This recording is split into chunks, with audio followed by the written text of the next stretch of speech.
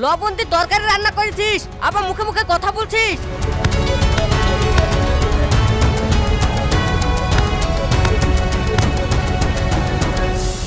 চল বুড়ি চল, আমরা একটু ঠেকাই গি, না হলে আবার বৌমা ভাবে ঠেকায়নি। ছাড় বাবু ছাড়।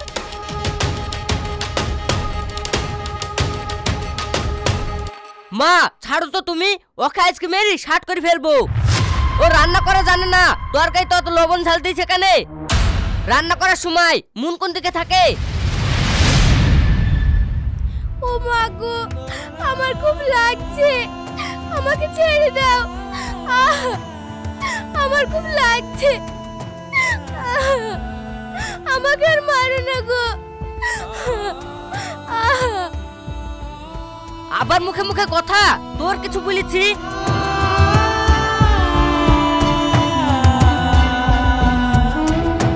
মা ছেড়ে দাও ওকে, মেরে শার্ট করু।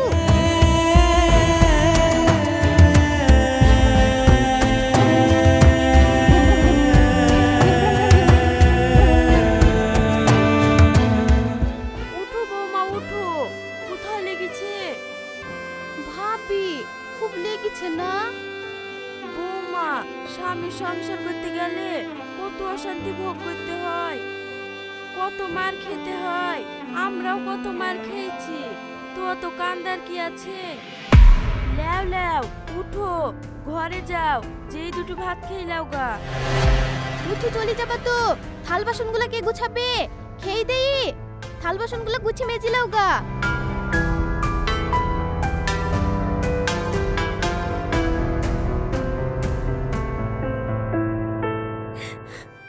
আমাকে এরা একদম মানুষ মনে করে না। রান্না করার সময় তো আমি ভালো করে রান্না করলাম, সবকিছু ঠিকঠাক ছিল। দেখি দিলে খেয়ে সত্যি তো লবণ হয়ে গেছে। আমি যখন চেক করলাম তখন তো এত লবণ ছিল না, এত লবণ হলো কি করে? ভাগ্য খারাপ হলে এভাবেই হয়।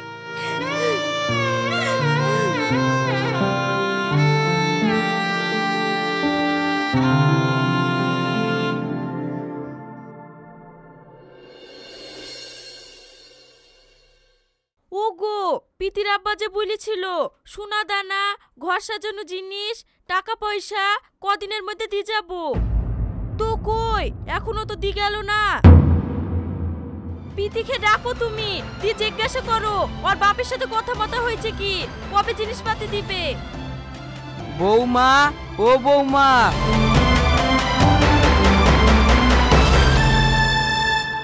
কি হলো আব্বা, কিছু বলছেন?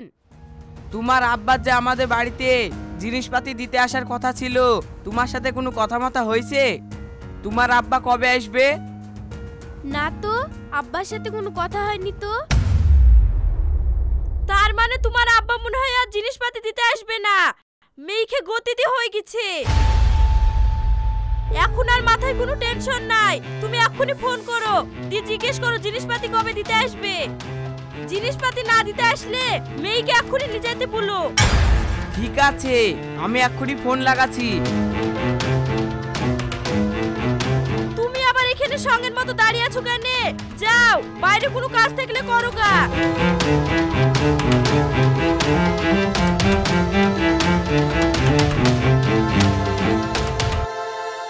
দাও তো, আমাকে দাও, আমি বলছি, তুমি বলতে পারবে না।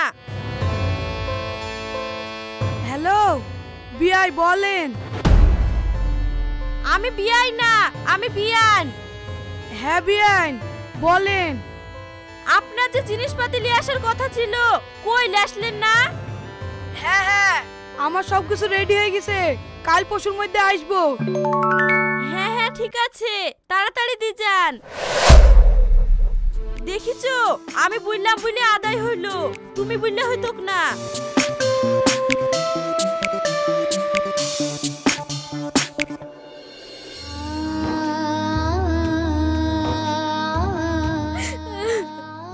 শ্বশুর বাড়ির লোকে এত করে চাপ দিচ্ছে, আব্বা এখন এতগুলা টাকা কোথায় পাবে? দেখি আব্বাকে একবার ফোন করে দেখি।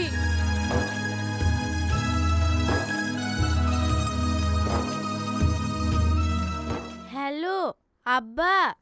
হ্যাঁ বুড়ি বল।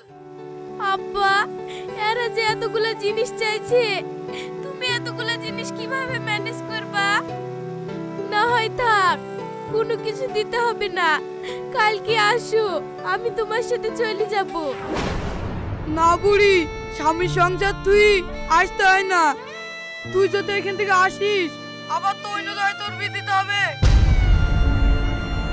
তুই কোনো চিন্তা করিস নি, যেভাবে হোক আমি সবকিছু ম্যানেজ করে দিব।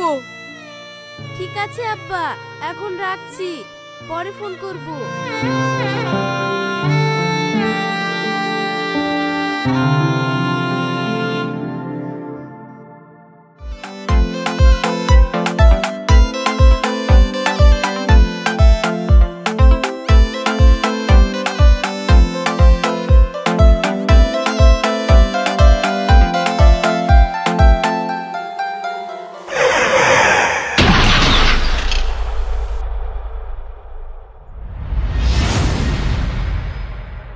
এই উঠো উঠো, তোমার কোথাও লাগেনি তো?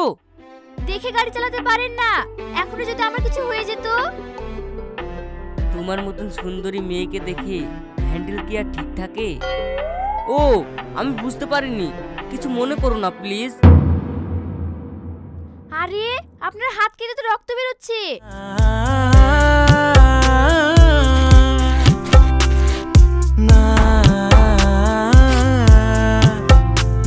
দেখি দেখি আপনার হাতটা দেখি।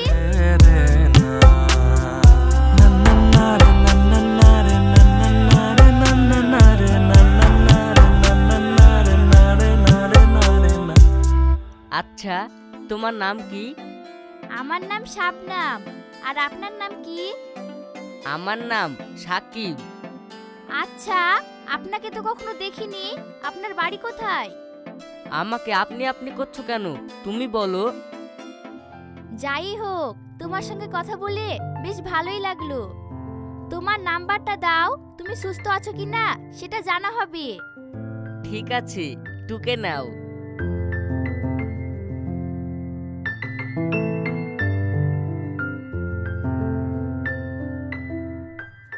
বাষট্টি 97 08।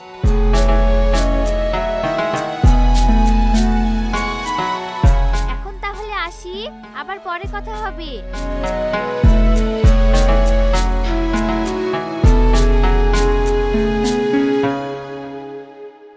সত্যি মেয়েটা কি সুন্দর দেখতে। আমার ওই কালো মুখে ঘৃণা লাগে, একটুও ভালো লাগে না। একে যদি আমার বউ করে পেতাম, আমার জীবনটা ধন্য হয়ে যেত। ওকে যেভাবেই হোক পটাতেই হবে।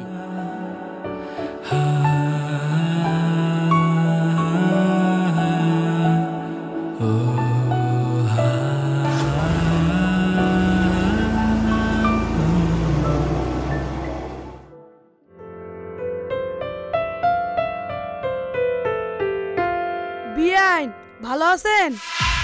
জিনিসপত্র সবকিছু এনেছেন তো? হ্যাঁ বিয়াইন, জিনিসপাতি সব বাইরে গাড়িতে আছে। এ দেখেন, লেন সোনাগুলা লেন। সোনা দানাগুলার ওজন সব ঠিকঠাক আছে তো? আমার তো মনে হচ্ছে কম আছে। এই যাও তো, স্বর্ণকারের দোকান থেকে সোনাগুলো মেপে নিয়ে আসো।